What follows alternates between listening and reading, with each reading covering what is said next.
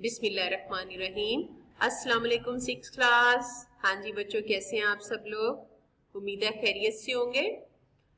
तो बच्चों आते हैं हम अपने लेसन की तरफ। हम पढ़ रहे थे हमद। इससे पहले हमने हमद का सारा काम किया। लास्ट जो प्रीवियस लेक्चर हमारा गुजरा है उसमें हमने हमद की तशरीहात की हैं।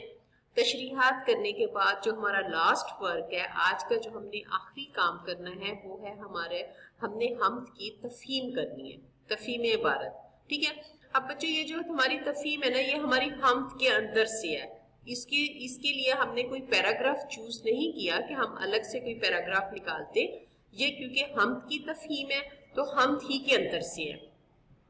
और आपने एक काम करना है कि तफहीम करने से पहले आपने हमद को बार बार पढ़ना है।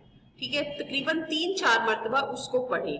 और जो मुश्किल अल्फाज आपको हमद में मिलते हैं उन्हें आप अंडरलाइन, जो मैंने पहले भी आपको करवाए हुए हैं, लेकिन उसके बावजूद अगर आपको कोई सेंटेंसेस को इसमें से इशार मुश्किल लगते हैं तो आपने उनको बार बार 3-4 मरतबा पढ़ के अपने तलफ़ुज़ को दुरुस्त करना है और उनको आपने मतलब के साथ बार बार पढ़ना है ताकि तफहीम करते हुए आपके लिए आसानी हो। ठीक है जी। अब जो हमारी तफहीम है, क्योंकि ये हमद में से तफहीम है तो हम इस तरह करेंगे। पहले तो मैं आपको तफहीम इबारत जो है ये पढ़कर सुनाती हूँ, उसके बाद मैं आपको इसको करने का तरीका बताऊंगी। इसको भी आपने सॉल्व करना है और प्लेन पेज के ऊपर यानी कि लूज शीट पे, पेपर शीट पर आपने इसको करके लाना है। ठीक है। अब मैं आपको तफहीम इबारत पढ़ने, हमद की जो तफहीम है इसे मैं पढ़ने लगी हूँ। आप जरा तवज्जो दें अपनी स्क्रीन की तरफ। तो सबसे पहले है मदरजा झैल सवालात के जवाबात दें। हमद किसे कहते हैं? जी बच्चों, हमद किसे कहते हैं? ऐसी नज़म जिसमें अल्लाह ताला की तारीफ बयान की जाए उसे हमद कहते हैं। ठीक है बच्चों। सवाल नंबर 2 है, अल्लाह ताला की बनाई हर चीज से क्या जाहिर होता है? क्या है सवाल नंबर 2? अल्लाह ताला की बनाई हर चीज से क्या जाहिर होता है? तो बच्चों इसका हम जवाब देंगे, अल्लाह ताला की बनाई हुई हर चीज से उसकी खुशनुमाई जाहिर होती है। ये हमारा जवाब नंबर 2 है। आगे है सवाल नंबर 3, हम मानी अल्फाज मुतरादिफ लिखिए। मुतरादिफ किसे कहते हैं? जो हम मानी अल्फाज होते हैं। खुशनुमा, खूबसूरत, हिकमत, दनाई, चटकना। चटकना का मुतरादिफ क्या होगा? हाँ जी, कली का खिलना, खिलना। शाबाश। आगे है सवाल नंबर 4। सवाल नंबर 4 है, हम में से कोई से 5 इसम नकरा तलाश करके लिखे। जी ये हमारा क्या है सवाल? ये हमारा ग्रामर का सवाल है। इसम नकरा हमने तलाश करने। तो आपको पता है ना इसम नकरा किसे कहते हैं? जी किसी आम जगह, चीज या शख्स के नाम को हम इसम नकरा कहते हैं। ठीक है।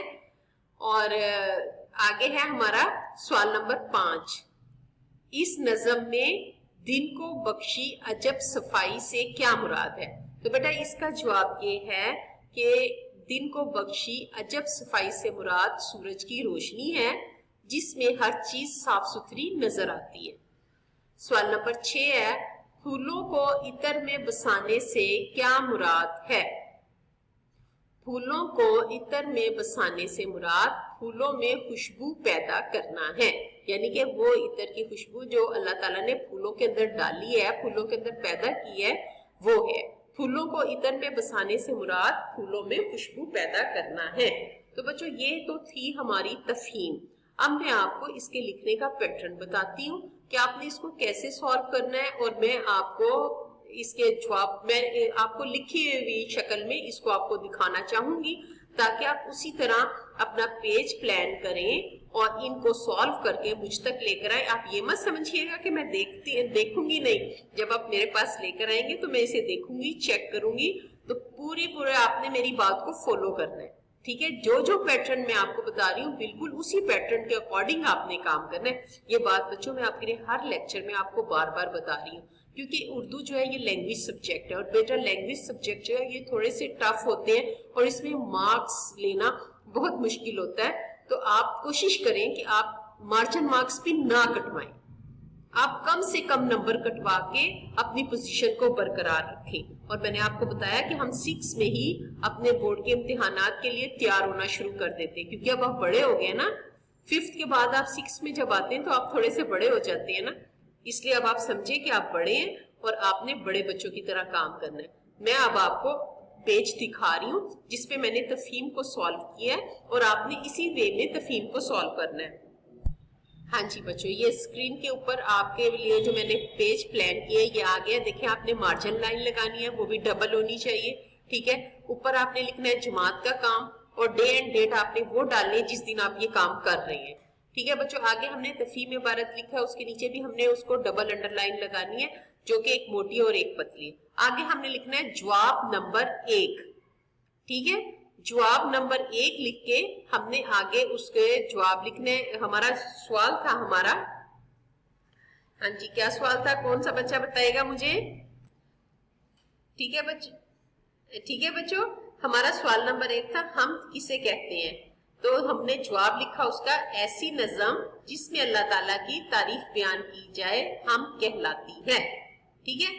اب آپ نیچے دیکھیں سوال نمبر 2 آ رہا ہے آپ کا اسکرین پر, سوال نمبر 2 ہے, لیکن ہم نے کیونکہ جواب لکھنا ہے, ہم تفہیم تو ہماری ایک پیج پہ پیسٹ ہے نا, تفہیم کو تو ہم نے ساتھ میں پیسٹ کر لینا ہے کاپی پہ, ہم نے جواب اس کے آنسر شیٹ پر لکھنے ہیں. تو آگے ہم نے لکھا ہے جواب نمبر 2. جواب سوال تھا ہمارا جواب کا, اللہ تعالیٰ کی بنائی ہر چیز سے کیا ظاہر ہوتا ہے. تو ہم نے اس کا جواب نمبر 2 لکھا, اللہ تعالیٰ کی بنائی ہوئی ہر چیز سے خوشنمائی ظاہر ہوتی ہے, ٹھیک ہے بچوں. یہ اینڈنگ لائن لگانا نہیں بھولنا, اگر آپ اینڈنگ لائن نہیں لگائیں گے تو میں سمجھوں گی ابھی آپ کا کوسچن چل رہا ہے, آنسر آپ کا کنٹینیو ہے, اس لیے آپ نے اینڈنگ لائن ضرور لگا دینی ہے. آگے ہمارا آتا ہے سوال نمبر 3. سوال نمبر 3 ہے ہمارا مترادف لکھیں. مترادف لکھیں تو ہم نے اس کا جواب ہی لکھنا ہے. جواب نمبر 3 میں ہم کس طرح لکھیں گے, الفاظ مترادف کا ہم کالم بنائیں گے, اور پھر ہم لکھیں گے ایک طرف الفاظ اور ایک طرف مترادف لکھیں گے, ٹھیک ہے, جیسے کہ آپ سامنے دیکھ رہے ہیں. اس کے بعد ہمارا آ جاتا ہے سوال جواب نمبر 4.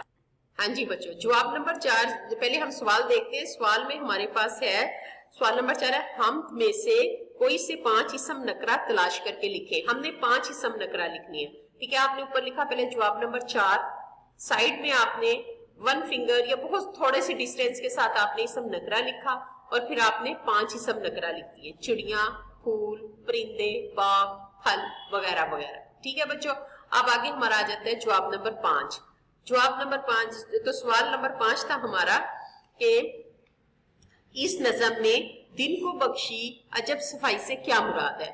دن کو بخشی عجب صفائی سے مراد سورج کی روشنی ہے جس میں ہر چیز صاف ستھری نظر آتی ہے, ٹھیک ہے بچوں. اس کے بعد ہمارا آ جاتا ہے سوال نمبر 6, پھولوں کو عطر میں بسانے سے کیا مراد ہے. تو پھولوں کو عطر میں بسانے سے مراد پھولوں میں خوشبو پیدا کرنا ہے. تو یہ ہماری تفہیم یہاں پر کمپلیٹ ہو جاتی ہے. آپ نے اسی طرح پیج پہ اس کو سالو کرنا ہے, اور پھر آپ نے 23rd کو اسکول میں سبمٹ کروانے آنا ہے, تاکہ یہ میرے تک پہنچ سکے اور میں اس کو چیک کر کے آپ کی مسٹیکس جو بھی ہوں گی میں اوپر ہی آپ کے پیج پہ اس کو پوائنٹ آؤٹ کر دوں گی. لہٰذا جب آپ لینے آئیں گے تو پھر آپ جب چیک کریں گے اپنے پیجز کو تو آپ کو پتہ چل جائے گا آپ نے کیا غلطی کی ہے, ٹھیک ہے بچوں. تو آج کا لیکچر ہمارا یہی ہے, لیکن اس کی ڈائری آپ نوٹ کر لیجئے. اس کی ڈائری ہماری ہے, یہ ہے, اس کی ڈائری یہ نہیں ہے کیونکہ یہ تو آپ کا کلاس ورک ہے جو آپ کر رہے ہیں. اس کی ڈائری میں ہماری دہرائی ہے, دہرائی, لرن, تشریح نمبر 1, تشریح نمبر 2 اور تشریح نمبر 3, ٹھیک ہے. آپ نے تینوں تشریحات کو ریوائز کرنا ہے, دہرانا ہے, آپ کی ریویژن ہے, اور انشاءاللہ تعالی پھر ہم اپنے اگلے لیکچر کے ساتھ پھر ملاقات کریں گے. اپنا خیال رکھیے گا. اللہ حافظ.